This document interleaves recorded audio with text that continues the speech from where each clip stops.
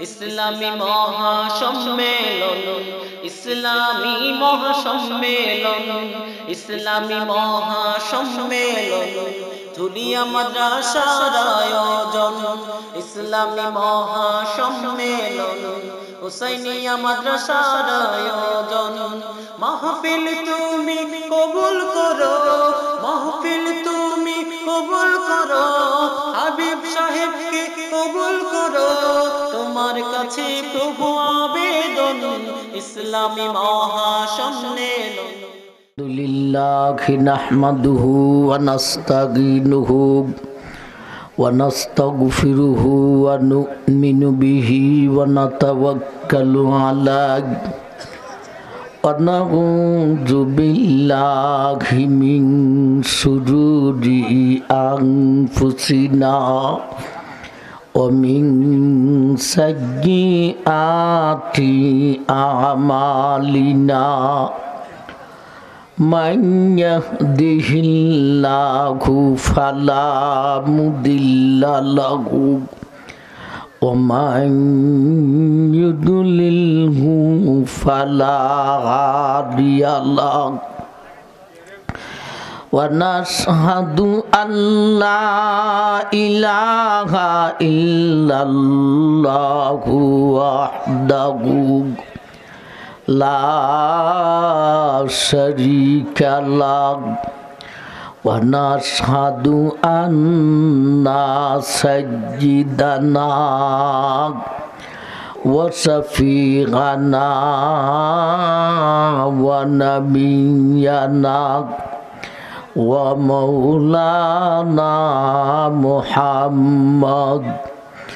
محمدا عبده ورسوله أرسله بالحق بشيرا ونذيرا وداعيا إلى الله بإذنه وسراجا منيرا أما بعد فقد قال الله تعالى في كلامه المجيد وفرقانه الحميد فأعوذ بالله من الشيطان الرجيم بسم الله الرحمن الرحيم أتل ما أوحي إليك من الكتاب وأقم الصلاة إن الصلاة تنهى عن الفحشاء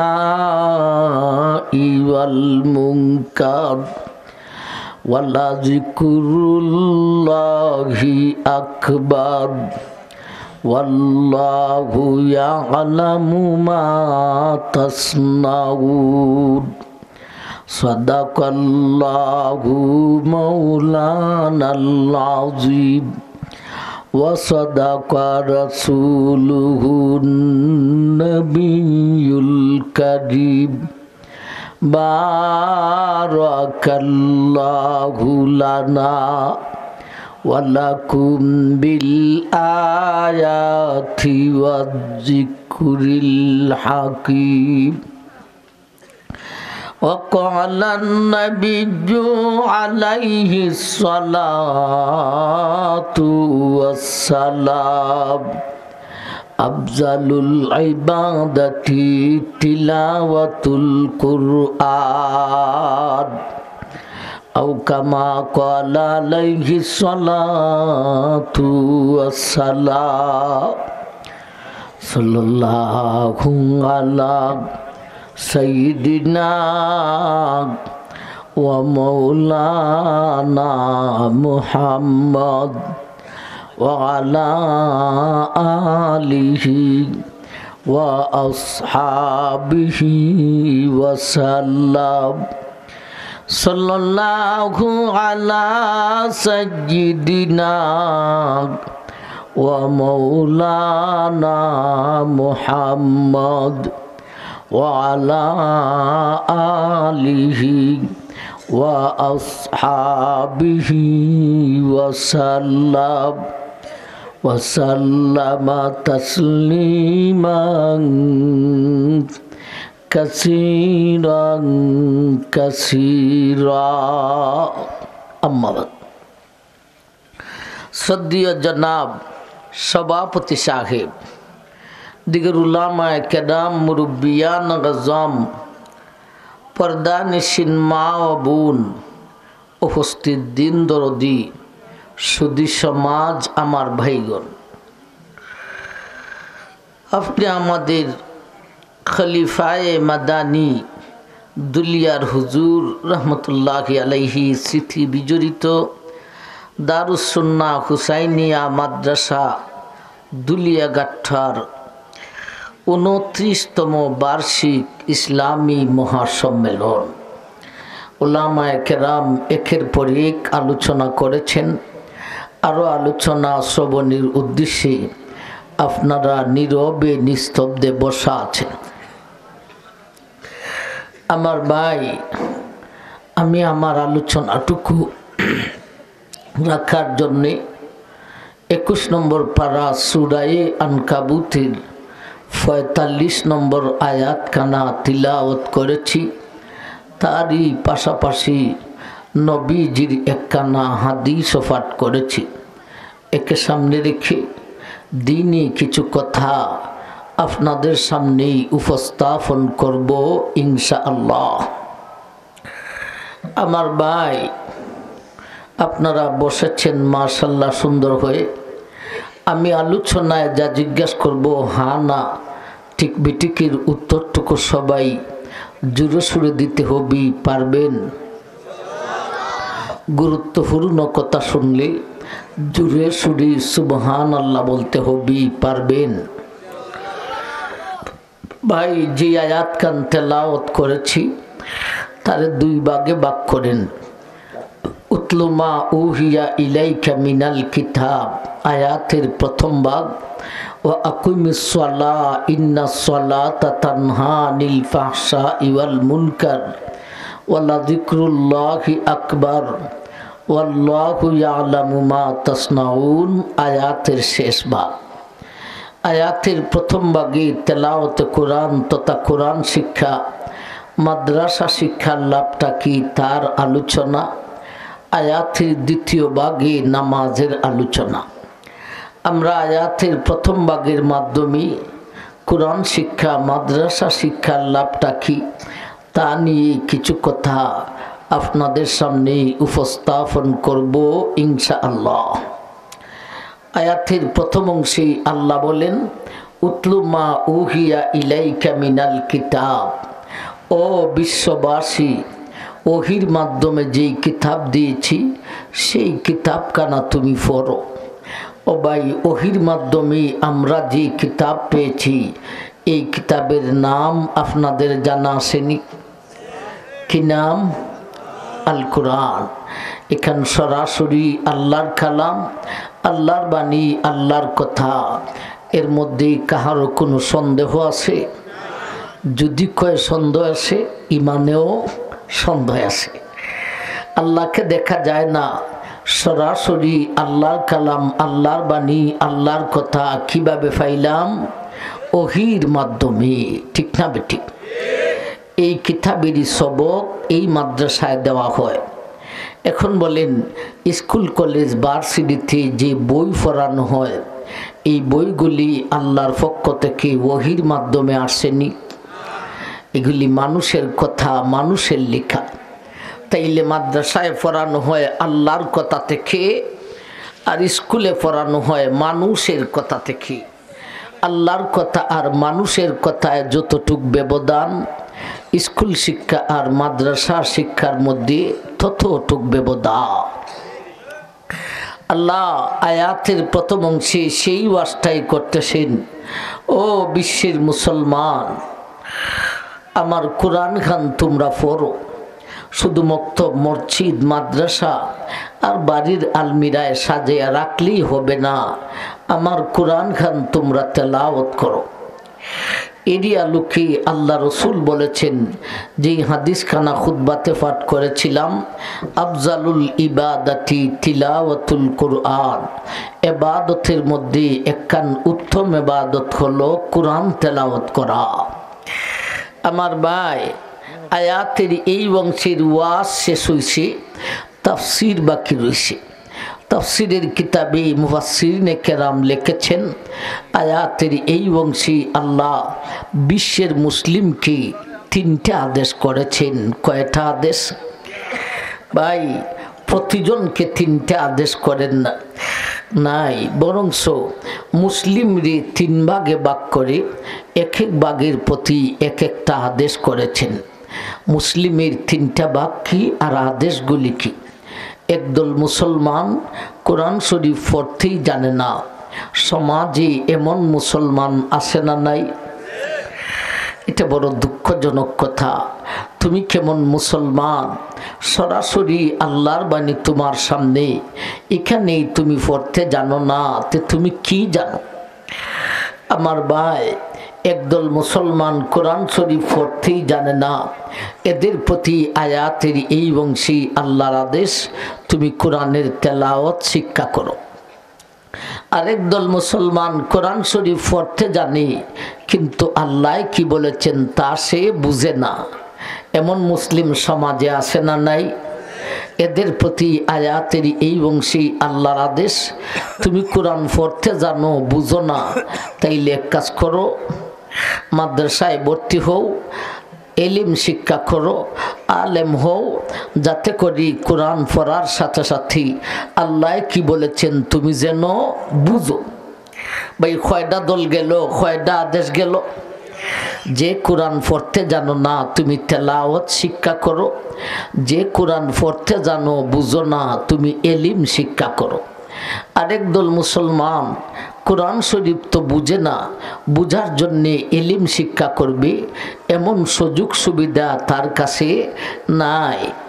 হয়তো ব্যবসায়ী মানুষ, নয়তো চাকরিজীবী মানুষ, নয়তো কৃষক মানুষ, হাল চাষাবাদের কাজ করি, এখন মাদ্রাসায় ভর্তি হবি, এলিম শিখবি, আলেম হবি। আমার ভাই, এইরকম সুযোগ আর তার কাছে নাই।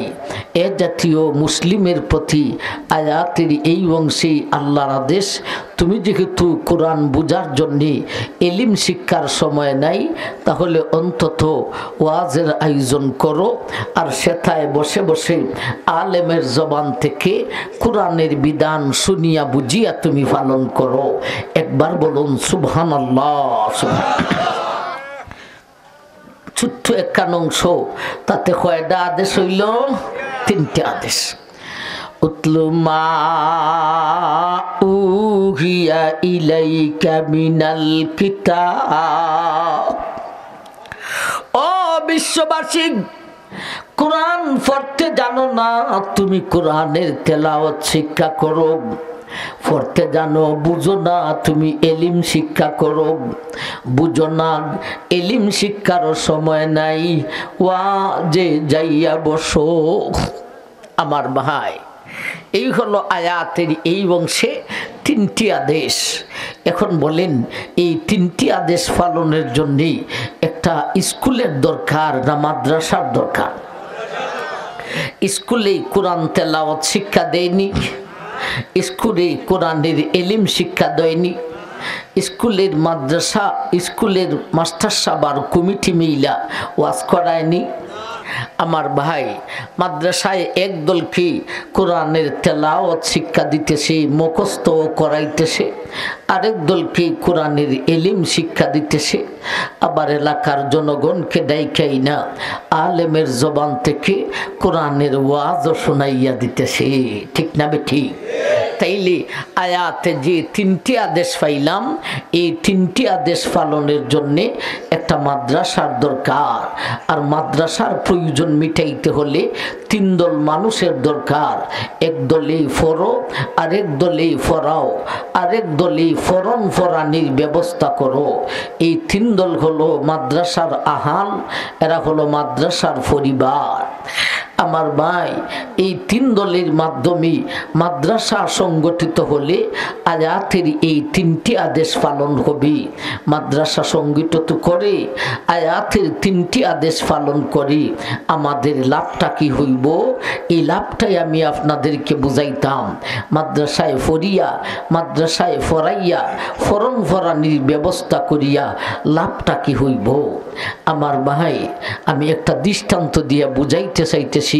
দৃষ্টান্ত স্বরূপ, আপনি একজন জমিদার মানুষ, আপনার জমিতে কাজ করার জন্যে খামলা বাই রাখছেন। কেউ জমির মালিক আর কেউ জমির খামলা। মালিক আর খামলার মধ্যে বেতনের চুক্তি থাকেনি না থাকে না? দৃষ্টান্ত স্বরূপ ৩,০০০, ৫,০০০, ১০,০০০, ৫০,০০০, ১ লক্ষ, ১ কোটি, যেমন চাকরি তেমন বেতন। এখন বলুন, আপনার খামলায় আপনার সাথে চুক্তি কইরা সে তার নিজ বাড়িতে ঘুমাই থাকে, আপনার বাড়িতে একটা কাজও করে না, এমন খামলাকে শুধু চুক্তির মাধ্যমে আপনি বেতন দিবেননি? দৃষ্টান্ত স্বরূপ, বেতন ছিল ১০,০০০, এখন কি ১০,০০০ দিবেন না ১০ টাকা দিবেন না ১ টাকাও না? ১ টাকাও না। আমার ভাইজান, তাইলে বোঝা যায় শুধু চুক্তির মাধ্যমে বেতন পাওয়া যায় না, ডিউটিও পালন করতে হয়। ঠিক না বে ঠিক? এখন আসুন, আমরা যে মুসলমান, মুসলিম বলতে কি বুঝায়? আমরাও আল্লাহ থেকে একটা চাকরি লইছি। এই চাকরির নাম দাসত্বতার চাকরি, গোলামিয়ত কানও করি। আমরা হলাম গোলাম আর বান্দি, আল্লাহ হলেন আমাদের আসল মালিক, এরই নাম মুসলমান। ঠিক না বে ঠিক? আমাদের আসল মালিক কে? আল্লাহ। আল্লাহ যে আমাদের আসল মালিক, এই কথাটা আল্লাহ আরেক কান আয়াতের এক অংশে বুঝাইছেন বড় সুন্দর কইরা। লিল্লাহি মা ফিস সামাওয়াতি ওয়া মা ফিল আরদ। ও দুনিয়ার মানুষ, আমার আকাশ, আমার জমিন, আমার আকাশে, আমার জমিনে যা কিছু আছে সমস্ত কিছুই হলো লিল্লাহ। আকাশ লিল্লাহ, জমিন লিল্লাহ। আকাশে জমিনে যা কিছু আছে সব কিছু হলো লিল্লাহ। আমার ভাই, সমাজে এক জাতীয় গেস্টিক মার্কা নেতা আছে, এরা হুজুররা দেখলে কয় আইসে রে লিল্লাহ ওরা মোল্লা গোষ্ঠীর দল। আর আল্লাহ এখন আমার আকাশ লিল্লাহ, আমার জমিন লিল্লাহ। আকাশে জমিনে যা কিছু আছে সব কিছু হলো লিল্লাহ।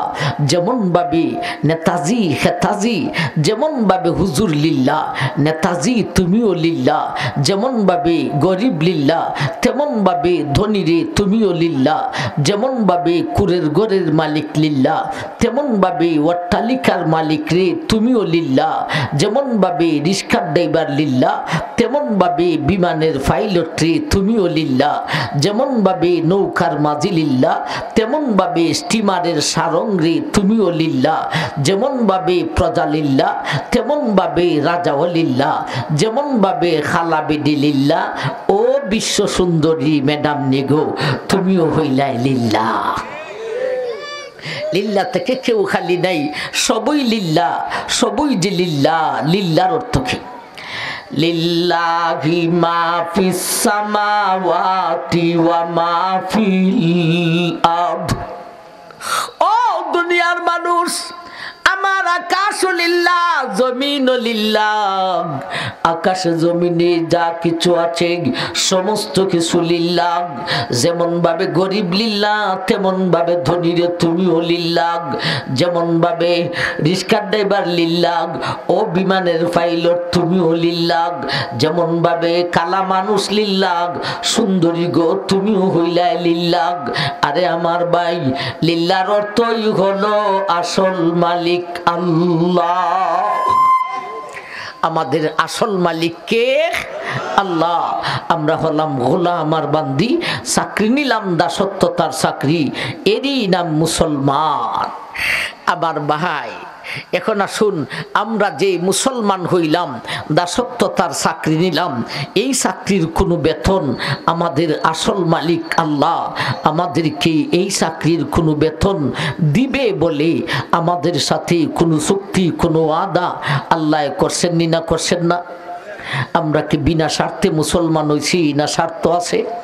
স্বার্থ কি ছোট অঙ্কের না বড় অঙ্কের? অনেক বড় অঙ্কের।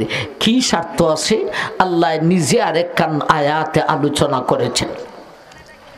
হাল আদুল্লুকুম আলা তিজারাতিন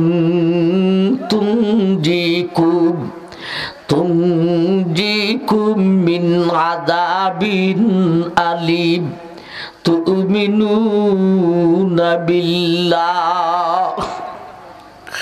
ও দুনিয়ার মানুষ, আমি আল্লাহ তোমাকে একটা চাকরি শিখাই, তোমাকে একটা ব্যবসা শিখাই, তোমাকে একটা চাকরি শিখাই। শুনো, তুমি যদি মুসলমান হইতে পারো, তুমি যদি দাসত্বতার চাকরি করিতে পারো, আমি আল্লাহ তোমার সঙ্গে ওয়াদা করেছি, চুক্তি করেছি, তোমাকে বেতন দিব।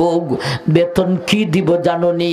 কঠিন শাস্তির জায়গা দুজক থেকে তোমাকে বাঁচাইব, চিরসুখের জায়গা জান্নাত তোমার ঠিকানা বানিয়ে দিব। মুসলমান হইছি, ঈমান আনছি, আমাদের বেতন আছে। বেতন হলো দুল্লাগাট্টার বাড়ি না, ইমামবাড়ির বাড়ি, হবিগঞ্জ জেলা শহরের বাড়ি, রাজধানীর বাড়ি, লন্ডন আমেরিকার বাড়ি না রে না। এ মুসলমান, তুমি ঈমান এনেছ, মুসলমান হয়েছ, তোমার এই চাকরির বেতন হইল জান্নাতি বাড়ি। তবে শর্ত আছে, শুধু মুসলিম বলে দাবি করলেই জান্নাতি বাড়ি পাওয়া যাবে না। একটু আগে কি বইলেছেন, শুধু চুক্তির মাধ্যমে বেতন মিলে না। বেদারে 10,000 কেন, 10 টাকা কেন, 1 টাকাও দিতে রাজি না, ঠিক না? ঠিক। চুক্তির মাধ্যমে বেতন পাওয়া যায় না, চুক্তিও লাগে, ডিউটিও লাগে। আমরা আল্লাহর সঙ্গে চুক্তিতে ঢুকেছি, মুসলমান হয়েছি, বেতন হলো জান্নাতি বাড়ি। শর্ত হলো দাসত্বতার চাকরির ডিউটি পালন করতে হবে। বলুন কথাটা ঠিক না ঠিক? ডিউটি পালন করতে হলে ডিউটিটাকে জানতে হবে, চিনতে হবে। জানায়া চিনে দিবেন কে? মালিক যিনি, তিনি আমাদের আসল মালিক হলেন আল্লাহ। দাসত্বতার ডিউটি চিনানোর কি ব্যবস্থা করেছেন আসুন আমরা আয়াতের শুরুতে যাই, সাথে সাথে বুঝি। মাদ্রাসায় ফরিয়া ফরাইয়া ফরন ফরানির ব্যবস্থা করিয়া লাভটা কি হইব? উতলু মা উহিয়া ইলাইকা মিনাল কিতাব। ও বিশ্ববাসী, আমি আল্লাহ তোমার সঙ্গে চুক্তি করেছি, ওয়াদা করেছি, তুমি যদি মুসলমান হইতে পারো, তুমি যদি দাসত্বতার চাকরি করিতে পারো, বেতন হইব জান্নাতি বাড়ি। শর্ত হলো রে ডিউটি পালন করতে হবে। ডিউটি পালন করতে হলে ডিউটিটাকে জানতে হবে, চিনতে হবে। আমি আল্লাহ আসল মালিক। দাসত্বতার ডিউটি জানায়া চিনায়া দেওয়ার জন্যে 30টি পারা দিয়া 114টি সূরা দিয়া কোরআন দান করিলাম। আমার কোরআনের তেলাওয়াত শিখো, আমার কোরআনের এলেম শিখো, আমার কোরআনি ওয়াজে যাইয়া বসো। এর জন্য একটা মাদ্রাসার দরকার। এক দলে ফররে, আরেক দলে ফরাও রে, আরেক দলে ফরন ফরানির ব্যবস্থা করো রে। এর মাধ্যমে আয়াতের 3টি আদেশ পালন হইব। এর মাধ্যমে দাসত্বতার ডিউটি চিনা যাইব। দাসত্বতার ডিউটি চিনিয়া পালন করিলে তোমাকে জান্নাতি বাড়ি দান করা হইব।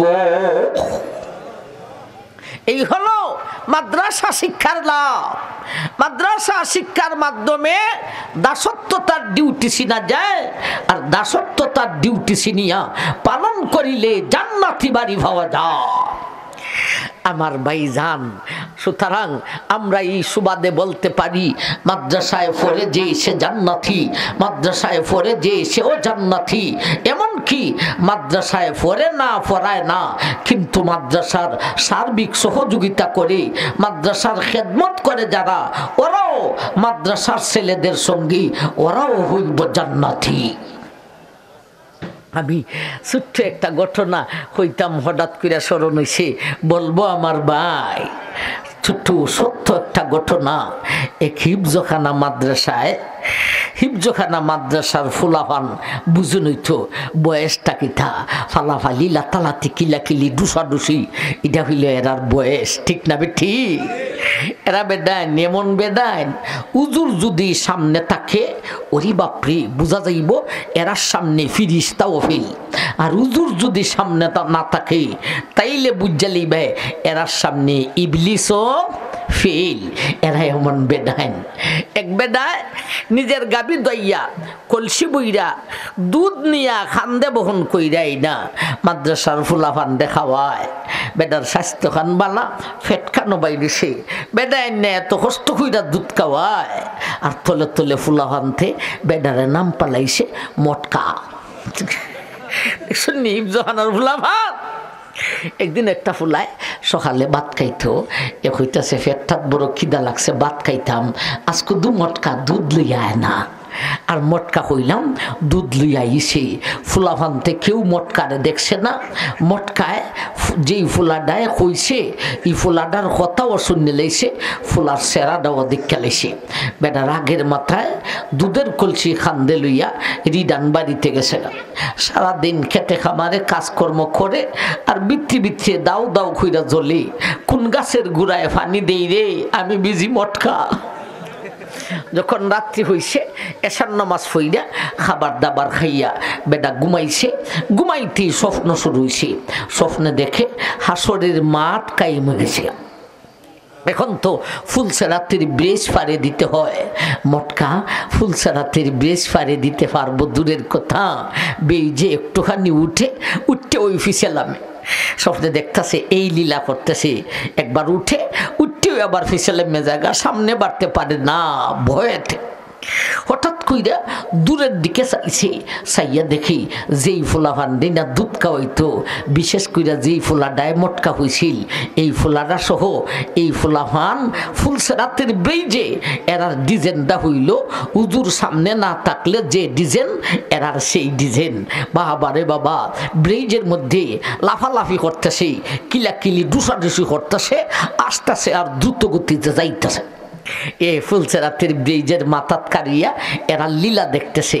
যখন ফুলাফান ব্রেজের মধ্যখানে গেছে গা, যেই ফুলাডায় মটকা হইছিল এই ফুলাডায় হঠাৎ করে ফিসের দিকে চাইছে, চাইয়া কয়ে ইন্না লিল্লাহ রে, আমার মটকা দিয়ে আটকা ফুইরা গেছে গা রে, মটকারে তুই যেমন দিত না। আমার সাথে কটা ফুলা লো রে, তোমরা কজন লো রে, আমার মটকারে আন থইব। আর কয়েকটা ফুলাফান লইয়া এরি ডান গেছে মটকার কাছে গিয়া, ও মটকা, মটকার গোটের মটকা আমার আত্ম ধর।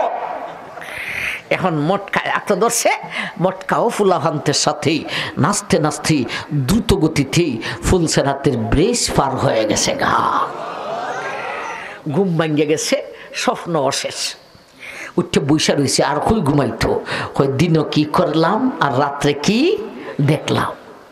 রাত্রি ফুহাইতেই গাবি দইয়া কলসি বইরা দুধ লইয়া খান্দে বহন কইরাই না মাদ্রাসায় হাজির। মাদ্রাসার আশেপাশে যারা দেখাইছে এরারও কইয়া আনছে, আউরে ভাই হল আমার একটা কথা আছে। ছাত্র উস্তাদকে দেখিয়া এই খালকের ঘটনা হইছে। এরপরে রাত্রে স্বপ্নেরও ঘটনা হইয়া কই ওই ফুলাটাই আমারে মটকা হইছিল। বাবা হল রে, আমি মরণের আগ পর্যন্ত আমারে মটকা হইয়া ডাকিস আর মটকা হইয়া এই ফুলসেরাতের ব্রেসটা পার হইয়া দিস। আমার ভাই, এক এলাকাত একটা মাদ্রাসা হওয়া এটা বিশাল বড় নিয়ামত, ঠিক না ঠিক? আর এই মাদ্রাসার খেদমত করা এটা হলো আমার ভাই বিশাল বড় নিয়ামত। সবের কপালে জুটে না, এটা ভাগ্যের ব্যাপার, কপালের ব্যাপার। আমার ভাই মাদ্রাসার খেদমত যার ভাগ্যে আসে সেওই করতে পারে। আল্লাহ আয়াতের শুরুতে সেই কথাটা বলেন, উতলু মা উহিয়া ইলাইকা মিনাল কিতাব। ও বিশ্ববাসী, আমি আল্লাহ তোমার সঙ্গে চুক্তি করেছি, ওয়াদা করেছি, তুমি যদি মুসলমান হইতে পারো বেতন হইব জান্নাতি বাড়ি। শর্ত হলো রে ডিউটি পালন করতে হবে। ডিউটি পালন করতে হলে ডিউটিটাকে জানতে হবে, চিনতে হবে। আমি আল্লাহ আসল মালিক। দাসত্বতার ডিউটি জানাইয়া চিনাইয়া দেওয়ার জন্যে 30টি পারা দিয়াগ 114টি সূরা দিয়াগ কোরআন দান করিলাম। আমার কোরআনের এলেম শিখো, আমার কোরআনি ওয়াজ যাইয়া বসো। এই তিনটার জন্যেই একটা মাদ্রাসার দরকার রে। এক দলে ফরো রে, আরেক দলে ফরাও রে, আরেক দলে ফরন ফরানির ব্যবস্থা করো রে। এর মাধ্যমে দাসত্বতার ডিউটি চিনিতে পারিবে। দাসত্বতার ডিউটি চিনিয়া পালন করিলে তোমাকে জান্নাতি বাড়ি দান করা হইব। আমার ভাইজান, এখন আসুন আমরা দুনিয়ার চরাচরিত প্রথা অনুযায়ী সমাজে একটা কথা শুই না থাকি, যার ইনকাম যত বড় হয় সমাজের মানুষ তাকে তত বড় সাপ মনে করে। ঠিক না বে ঠিক?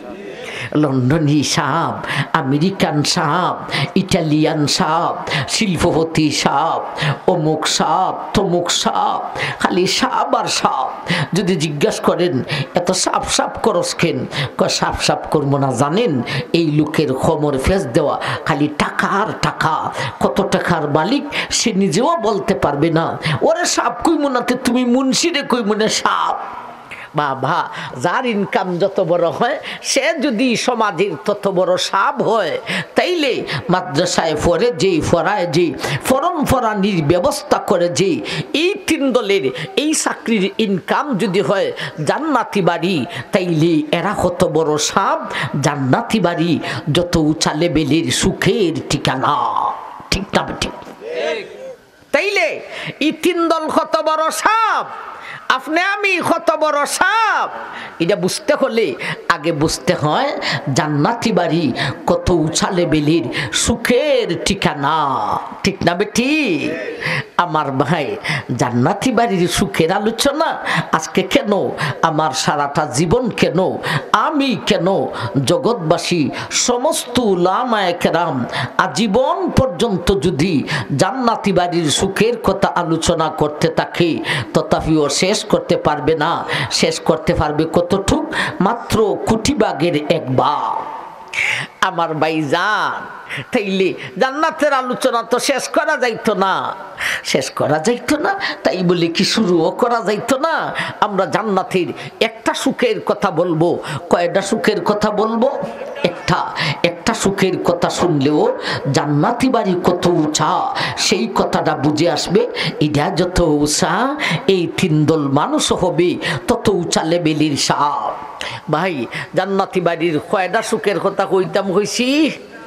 একটা হইতাম নি একটা জুড়ে হইন। আল্লাহ রাসূল বলেন, হে আমার উম্মতের পুরুষ, তুমি যদি জান্নাতে যাইতে পারো রে, একজন পুরুষকে জান্নাতি মহিলা, জান্নাতি হুরফুরি 70 জন করিয়া দেওয়া হইব। একলা বেটা বেহেশতে গেলে হলা বেদি হইব। ওমা, ওইসে না তা উত্তর। বেদারে জিগাইছি বেদির কথা, দুনিয়ার বেদির হওয়া কথা হন শরম, ঠিক আছে, জান্নাতি বেদির কথা হন ইঞ্চি পরিমাণ শরম নাই। জুড়ে হও কতজন? আচ্ছা ঠিক আছে আমার ভাই, একলা বেদায় 70 বিধি হইব, এরা কত সুন্দরী। আল্লাহ রাসূল বলেন, মায়ার উম্মত, এ উম্মতের পুরুষ, তুমি জান্নাতে গেলে তোমারে 70 জন মহিলা জান্নাতি হুরফরি দেওয়া হইব। এরা কত সুন্দরী হবে রে। একজনে যদি কানি আঙ্গুলির মাথা দুনিয়ার জগতে দেখায়, সূর্যের প্রয়োজন হবে না, পৃথিবী এর চাইতে আরো বেশি আলোকিত হইয়া যাইব। আমার ভাইজান, এখন দুনিয়ার বিটেনতে যদি প্রশ্ন করতে পারেনি না পারে না, এরার মনের প্রশ্ন উত্থাপন কইরা উত্তর দিতেইব। কারণ এরা আইয়া প্রশ্ন করতো না, আইতো না। আর যদি আমরা হইলাম থাকতাম না, ঠিক না বেটি? কারণ আমরা বিদাতটা নয়, আমরা বন্ডা নয়, আমরা আহলে সুন্নাত ওয়াল জামাত, আমরা হলাম উলামায়ে দেওবন্দ, ঠিক না বেটি? এরার প্রশ্ন হইল, হুজুর আপনি হইলেন পুরুষ, আপনার সামনে বর্ষাও পুরুষ, সুযোগ পাইয়া মিরফুরি গো খালি পুরুষেরই ফজিলত কইতাছেন। একলা বেটা বেহেশতে গেলে 70 বেডি পাইব, একলা বেডি খানি এঙ্গুলি দেখাইলে সূর্যের প্রয়োজন হইতো না। আমরা বেটেন্টের হতা তো খুঁজতে হন না। আপনারা বেদান যেমন মাদ্রাসার খেদমত করেন জান্নাত পাওয়ার জন্যে, আমরা বিটেনতেও মাদ্রাসার খেদমত করি জান্নাত পাওয়ার জন্যে। তে আপনারা পুরুষ জাতি বেহেশতে গিয়া এত সুন্দর 70 মহিলা পাইবেন, আমরা বিটেন বেহেশতে গিয়া কি পাইমু? মিরফুরি গো একটু বালা হইয়া যাইন, আর নাইলে 1 টাকাও চান্দা দিতাম না। ও আল্লাহ, বিরাট বড় ফেসো দি ফেললাম।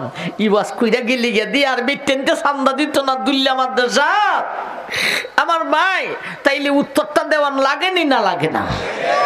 উত্তরটা শুনতে হলে নবীজির যুগের ছোট একটা ঘটনা শুনতে হবে। নবীজির যুগে একলা বেডি নবীর কাছে এসে বলতেছে, নবীজি গো একটা কথা জিজ্ঞাসা করতে চাইছিলাম, লজ্জাও লাগে ভয় লাগে, আবার জিজ্ঞাসা না করলে তো মশলা বুঝাইব না। নবীজি কইন, আচ্ছা হও তোমার মশলা কি?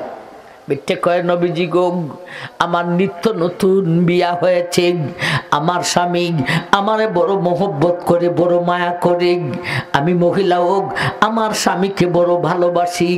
এটাই বলেছিলাম নবীজি গো, স্বামীর মহব্বতের কথা নবীরে কেমনে জিজ্ঞাসা করতাম, এটাই বলেছিলাম লজ্জা লাগে ভয় লাগে, আবার জিজ্ঞাসা না করলে তো মশলা বুঝে আসবে না।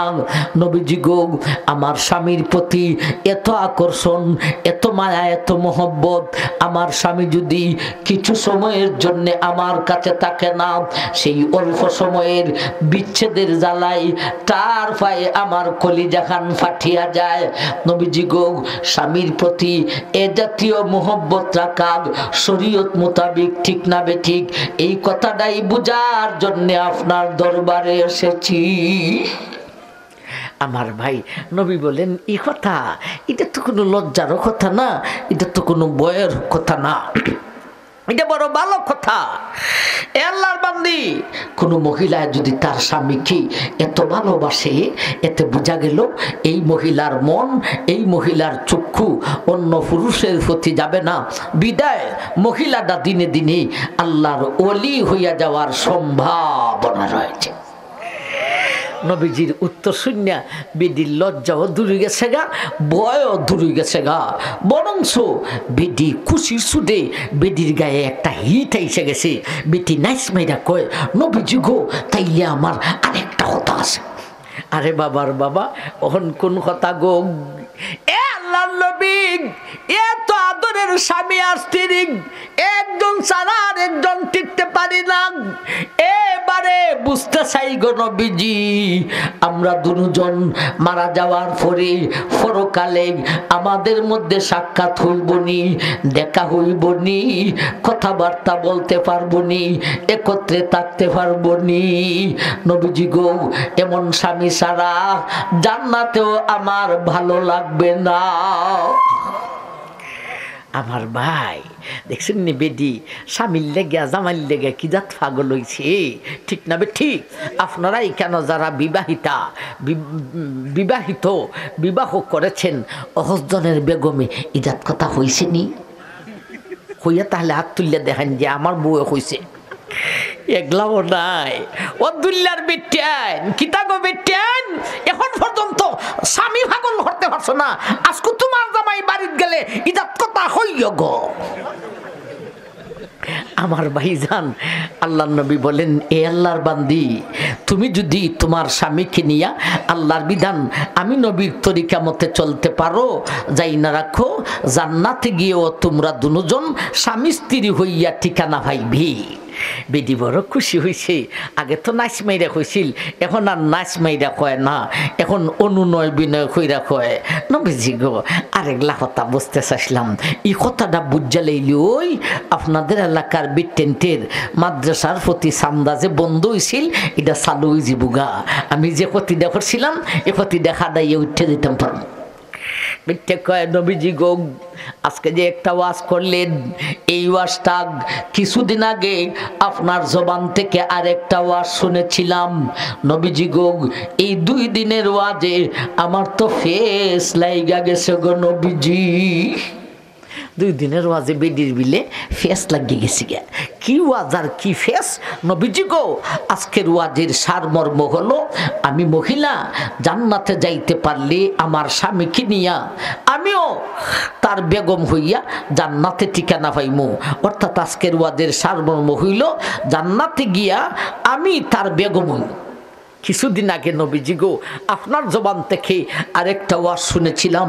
এক ওয়াজে আপনি বলেছিলেন আপনার উম্মতের একটা পুরুষ জান্নাতে যাইতে পারলে তার 70 জন মহিলা দেওয়া হইব। এরা এত সুন্দরী, একজনে কানি আঙ্গুলির মাথা দুনিয়ায় দেখাইলে সূর্যের প্রয়োজন হবে না। তাইলে 2 দিনের ওয়াজের সারমর্ম কি, এত সুন্দরী 70 জন মহিলাও তার বেগম হইব, আমিও তার বেগম হইব। নবীজি গো আমি যদি বিশ্ব সুন্দরীও হইয়া থাকি, ওই জান্নাতি মহিলার যে কোনো একজনের একটা রুমের সমানও সুন্দরী না।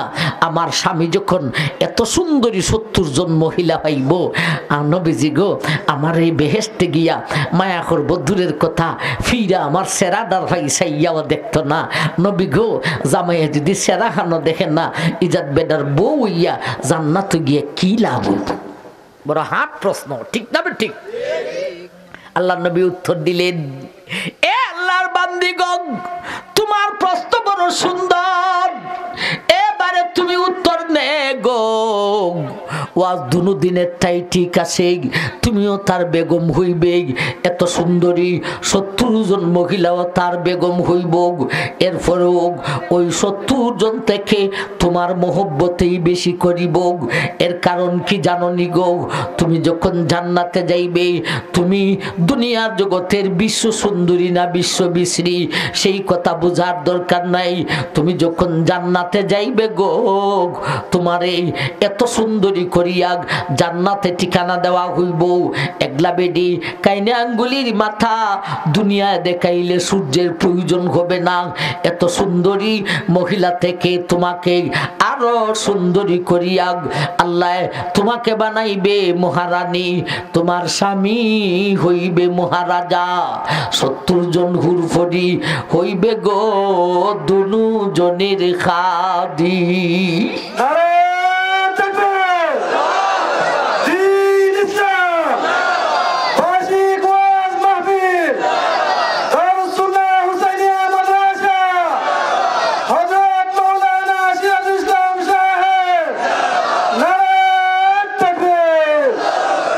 আমার ভাই এখন কি মনে করেন বেটেন্টের সান্দাটা বন্ধ দইছিল চালুই বনি? অতুল্যার বেটেন, গুনুর বেটেন, তাসফুরের বেটেন গেছে নি বন্ত মাইকের আওয়াজ। আমার ভাই যেমন তো গেছে গো মাদ্রাসার খেদমত কইর আর জামাইকে নিয়া আল্লাহর বিধান নবীর তরিকা মতে চইল। আমার ভাই বেহেশতের একটা সুখের কথা হইতাম, একটা সুখের কথা শুনলে বেহেশ কত উঁচা লেভেলের ঠিকানা সেই কথাটা বুঝে আসবে। এটা যত উষা এই 3 দল মানুষ হইবে তত উঁচা লেভেলের সাপ। আমার ভাই বেহেশতের একটা সুখের কথা কইতাম, একটাতেই আসি, একলা বেডা বেহেশতে গেলি 70 বেডি ফাইব। এরা এত সুন্দরী, একজনে কানি আঙ্গুলির মাথা দুনিয়ায় দেখাইলে সূর্যের প্রয়োজন হবে না। এখন বুঝি এই 70 জন মহিলা আর দুনিয়ার বেগম এরা জান্নাতি উলঙ্গ হবে না এদের গায়ে কাপড় হবে? উত্তর দিন আপনারা। কাপড় হইব। এক দুজন কইছে হলে হয় না, মনে করছে কেন মনে লেমটা হইব, আর এই তো বিশ্রী হয়ে যাব গামিয়া। আর নাসবিল লিবাস, কাপড় থাকবে। কাপড়টা কি জাতের হইব? বাংলাদেশের বিটেন্টের কাপড়ের মতনই। বাংলাদেশের বিটেন্টের কাপড় কি জাত হইন না? আমি হইতাম, আমি হইতে হইলে শর্ত আছে আমার সাথে আপনারাও হইতে হইব। বাংলাদেশি বিটেন্টের কাপড় হইল 3 সিস্টেম। কেতনা সিস্টেম হো? 3 সিস্টেম। কিতা কিতা আমার সাথে হইন। হইন 1 পিস, ওহলে হো 1 পিস, 2 পিস, 3 পিস। এই হলো বাঙালি মহিলাদের কাপড়ের সিস্টেম। 1 পিস মানে লম্বা শাড়ি, 2 পিস মানে মেক্সি আর পায়জামা, এটার মধ্যে উড়না নাই। আর 3 পিস মানে একটা পায়জামা, একটা কুর্তা, একটা উড়না। আমার ভাই এই 3 সিস্টেমের কাপড়ের প্রচলন বাংলাদেশে কোন দেশ থেকে হইছে এটির ইতিহাস জানেন না? হইতাম বাংলাদেশে 1 পিস লম্বা শাড়ির প্রচলনটা আসছে রে আমার ভাই ভারতের হিন্দু মহিলা থেকে। ও ভাইয়ারা রে, ও বুড়েরা গো, লম্বা শাড়ি আসছে ভারতের হিন্দু মহিলা থেকে। বই নারীর বাড়ি থেকে আইসে গো, বান্ধবীর বাড়ি থেকে গো। ঠিক না? ঠিক। আমার ভাই এটা হিন্দু বিটেন্টের কাপড়। লম্বা শাড়ি পরিধান করা নবীজির সুন্নতি পোশাক নয়। আমরা তো ফিন্দাই আলাই, ঠিক না? ঠিক। এই সুন্নতি না বুঝলাম, যাই যাচ্ছে না, যাই যাচ্ছে না, যাই যাচ্ছে শর্ত সাপেক্ষে। লম্বা শাড়ি পরিধান কইরা যদি 3.5 হাত দেহকে ডাইকা রাখতে পারে তাইলে লম্বা শাড়ি পরিধান করা যাই যাচ্ছে। আর যদি লম্বা শাড়ি পরিধান করার বরদরিয়া ফেটটা কুলা, ফিটটা কুলা, মুখটা কুলা, মাথাটা কুলা, এটা দুদকের লাকড়ি, ঠিক না বেটি?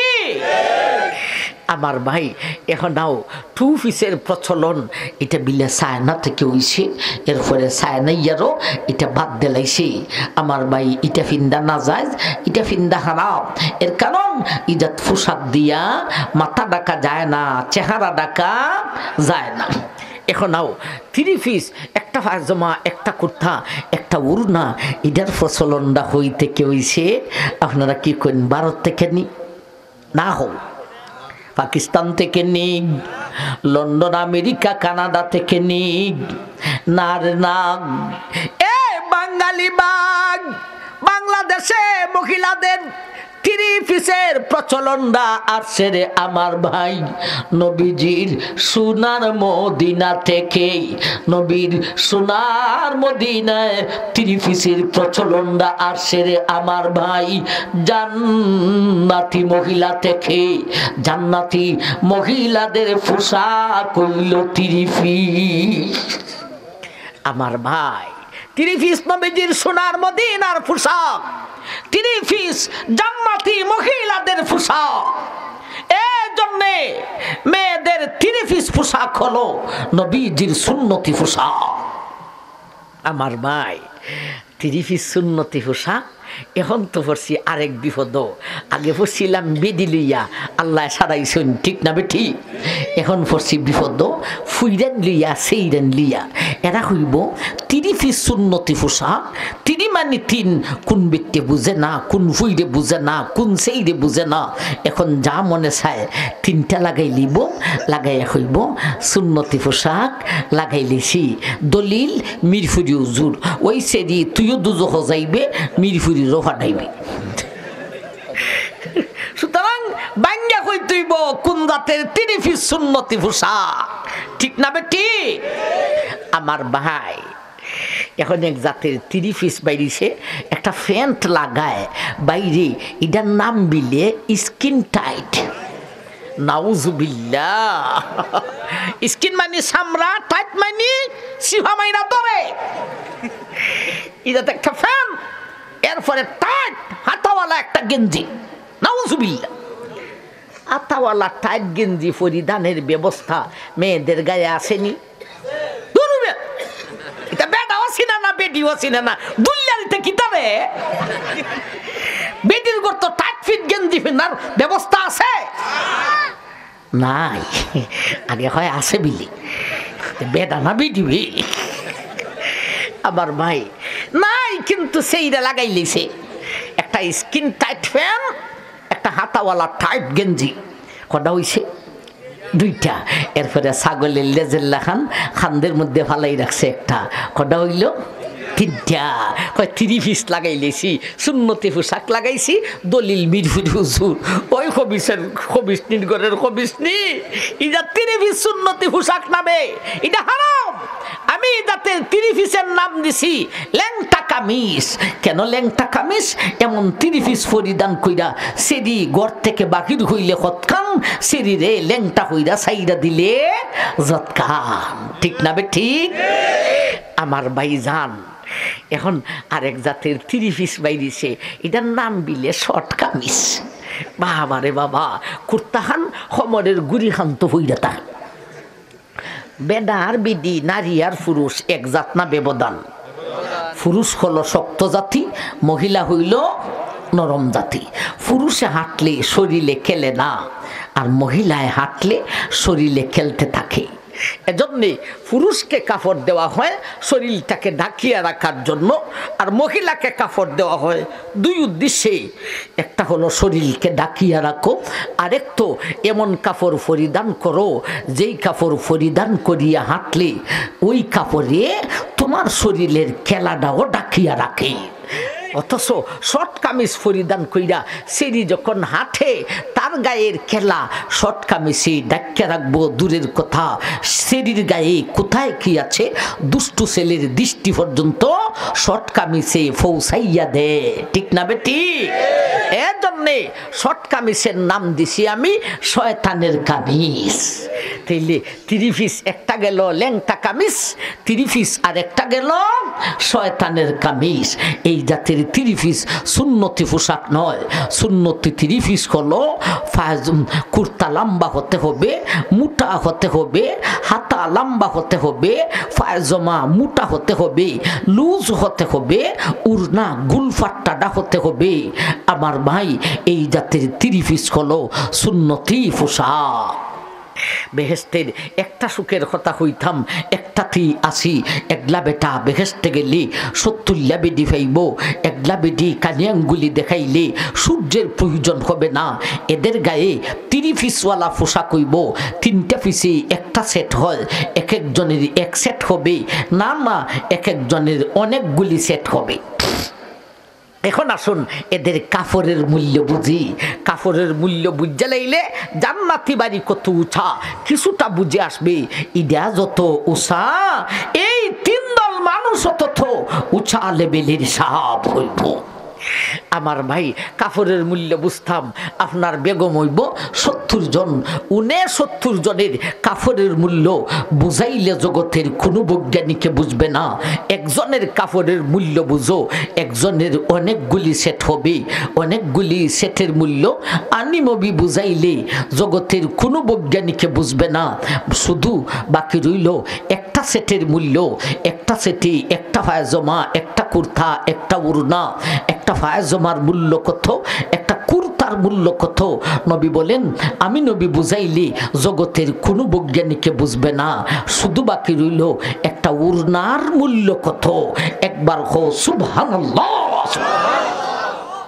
এ মোল্লা বেটাই, এ মাদ্রাসার ছাত্র, এ মাদ্রাসার হুজুর, এ হুজুরকে মহব্বত করনেওয়ালা পাবলিকের দল, তোমার বেগমের মাথায় যেই উড়না হবে, এ জাতির উড়না শেখ হাসিনাই কিনতে পারবো নি, বুঝ্য বলা হয়ে মন্ত্রী পারবনি, প্রধানমন্ত্রী পারবানি, এমপি সাহেব পারবানি।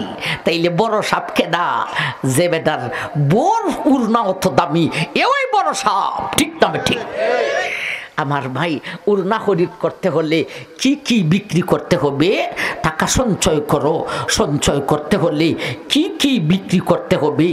আমার ভাইজান, আল্লাহ রসুল বলেন, এ আমার উম্মত, বেহেশতি মহিলার একজনের একটা উড়না খরিদ করতে হলে একটা নাগ সবটি আকাশ বিক্রি করিতে হইব। সবটি আকাশ হারে বিক্রি করতাম উড়না কেনার জন্যে, তারেও চিনার দরকার আকাশ কতটা, আকাশ কত বড়, আকাশ কিসের তৈরি। একায়াতে আল্লাহ বলেন, আলাম তারাউ কাইফা খালাকাল্লাহু সাবআ সামাওয়াতিন তিবাকা ওয়া জাআলাল কামারা ফীহিন্না নূরা ওয়া জাআলাশ শামসা সিরাজা। ও দুনিয়ার মানুষ, আমি আল্লাহ একটা আকাশ সৃষ্টি করি নাই, একটা না 7টি আকাশ সৃষ্টি করেছি রে। এক একটি আকাশের দৈর্ঘ্য কত, প্রস্থ কত। নবী বলেন, আমি নবী যদি বুঝাই রে এই দৈর্ঘ্য প্রস্থ মাপ জগতের কোনো বৈজ্ঞানিকে বুঝবে না। এই বিশাল 7টি আকাশ কি দ্বারা সৃষ্টি করেছে রে? জমিন হইল মাটি দিয়া, আকাশ মাটি দিয়া নি না না, লোহা দিয়া নি না না, সীসা দিয়া নি না না। তাফসীরুল্লাহ লেখেন, কোন আকাশের বিশাল দেহকে শুধু স্বর্ণ দ্বারা সৃষ্টি করা হয়েছে, কোন আকাশের বিশাল দেহকে শুধু রূপা দ্বারা সৃষ্টি করা হয়েছে, কোন আকাশের বিশাল দেহকে মণি মুক্তা দ্বারা সৃষ্টি করা হয়েছে। আল্লাহর নবী সেই কথাটা বলেন, এ মার উম্মত, ওই স্বর্ণরূপা মণি মুক্তার বিশাল বিশাল 7টি আকাশ বিক্রি করে আসরে। এরপরও জান্নাতি মহিলার একজনের একটা উড়না কিনা সম্ভব হইবে না। বাবা, আকাশ সব বিক্রি করে দিলাম, স্বর্ণরূপার আকাশ, এটাই তো হয় না। এখন কি বিক্রি করব? নবী বলেন, আকাশ বিক্রি করে হইছে না, তে নিচেলামও আকাশ থেকে নিচেলাইমা ফাইলাম সৌরজগৎ, চন্দ্র সূর্য গ্রহ নক্ষত্র, ইডি বিক্রি করলে হবে নি? নবী বলেন, তাতেও হবে না। এইবারে কি বিক্রি করব? সৌরজগৎ থেকে আরো নিচেলামও, নিচেলাইমা ফাইলাম রে দুলিয়া গাট্টা, বিক্রি করলে বনি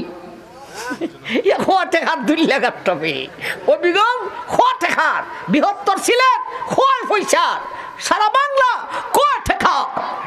বাংলাও বিক্রি করিতে হইব, ভারত বিক্রি করিতে হইব, পাকিস্তানও বিক্রি করিতে হইব, কুয়েত সৌদি বিক্রি করিতে হইব, লন্ডন আমেরিকা কানাডা বিক্রি করিতে হইব। নবী বলেন, তাতেও হবে না। মাটির নিচে জায়গায় জায়গায় স্বর্ণরূপা গ্যাস কেরাসিনের খনি রইছে রে, সেই খনি সহকারে বিক্রি করিতে হইব। এর আগে জান্নাতি মহিলার একজনের একটা উড়না কিনা সম্ভব হইবে না। উড়না কিনন যাইব আসমান জমিন সৌরজগৎ বিক্রি করিলে। এর আগে আপনারা হইবা মিরফুরির তালটা বালানো, এবার উড়না কিনবার লাগে এইভাবে পাগল হইছে কে রে? বেটির ফাজমা কেন কিনো না মিয়া? মিরফুরির ঘরে মিরফুরি ফাজমা কিনতাম, সব বিক্রি হয়ে যাওয়া, ফাজমা কিনন যাইতো না। যেটা কিনন যাইতো না, এটার মধ্যে দইরা লাভটা কি হইব? যেটা কিনন যাইব এটা ওই কিনি। এখন বলেন, উড়নার মূল্য যদি এত হলো, ফাজমার মূল্য উড়না থেকে কম না বেশি? কুর্তার মূল্য পায়জামা থেকে কম না আরো বেশি? তাইলে একটা শেষ হইল, এই জাতীয় অনেকগুলি সেট আছে রে। এখন বলো, এগলা বেডি জান্নাতি একজন মহিলার সবটি কাপড়ের মূল্য কত রে? এখন কথার ফলাফল মাও, যেই বেডির কাপড়ের মূল্য এত বেশি রে, এই বেডিরে যেই বাড়িটা দেওয়া হইব সেই বাড়িটার মূল্য কত রে? সেইটাই হলো জান্নাতি বাড়ি। জান্নাতি বাড়ি যত উঁচা, মাদ্রাসায় পড়ে যে পড়ায় যে মাদ্রাসার খেদমত করে যে এরাও তত উঁচা লেভেলের সাপ হইব। আর না আমার ভাই, আল্লাহ সেই কথাটা বলেন, উতলু মা উহিয়া ইলাইকা মিনাল কিতাব। ও বিশ্ববাসী, আমি আল্লাহ তোমার সঙ্গে চুক্তি করেছি, ওয়াদা করেছি, তুমি যদি মুসলমান হইতে পারো বেতন হইব জান্নাতি বাড়ি। শর্ত হলো রে, ডিউটি পালন করতে হবে। ডিউটি পালন করতে হলে ডিউটিটাকে জানতে হবে, চিনতে হবে। আমি আল্লাহ দাসত্বতার ডিউটি জানায় সিনায় দেওয়ার জন্যে 30টি পারা দিয়া 114টি সূরা দিয়া কোরআন দান করিলাম। আমার কোরআনের তেলাওয়াত শিখো, আমার কোরআনের এলেম শিখো, আমার কোরআনি ওয়াজে যাইয়া বসো। এই তিনটার জন্যে একটা মাদ্রাসার দরকার রে। এক দলে ফরো রে, আরেক দলে ফরাও রে, আরেক দলে ফরন ফরানির ব্যবস্থা করো রে। এর মাধ্যমে দাসত্বতার ডিউটি চিনা যাইব। দাসত্বতার ডিউটি চিনিয়া পালন করিলে তোমাকে জান্নাতি বাড়ি দেওয়া হইব। জান্নাতি বাড়ি যত উঁচা, এই তিন দল মানুষ রে তুমিও হইবা তত উঁচা লেভেলের সাপ। জান্নাতি বাড়ি কত উঁচা রে, একলা বেডারে 70লা মহিলা দেওয়া হইব। একজনে কানি আঙ্গুলির মাথা দেখাইলে সূর্যের প্রয়োজন হবে না। এত সুন্দরী 70 জন মহিলার গায়ে হইব 30 পিসওয়ালা পোশাক রে। একজনের একটা উড়না খরিদ করিতে হইলে স্বর্ণরূপার আকাশও বিক্রি করিতে হইব, সৌরজগৎ বিক্রি করিতে হইব, স্বর্ণরূপা গ্যাস কেরাসিনের খনি সহকারে 7টা জমিনও বিক্রি করিতে হইব। এর আগে জান্নাতি মহিলার একজনের একটা উড়না কিনা সম্ভব হইবে না। উড়নার মূল্য যদি এত হইল রে, বাকি কাপড়ের মূল্য কত রে? যেই বেডির কাপড়ের মূল্য এত বেশি রে।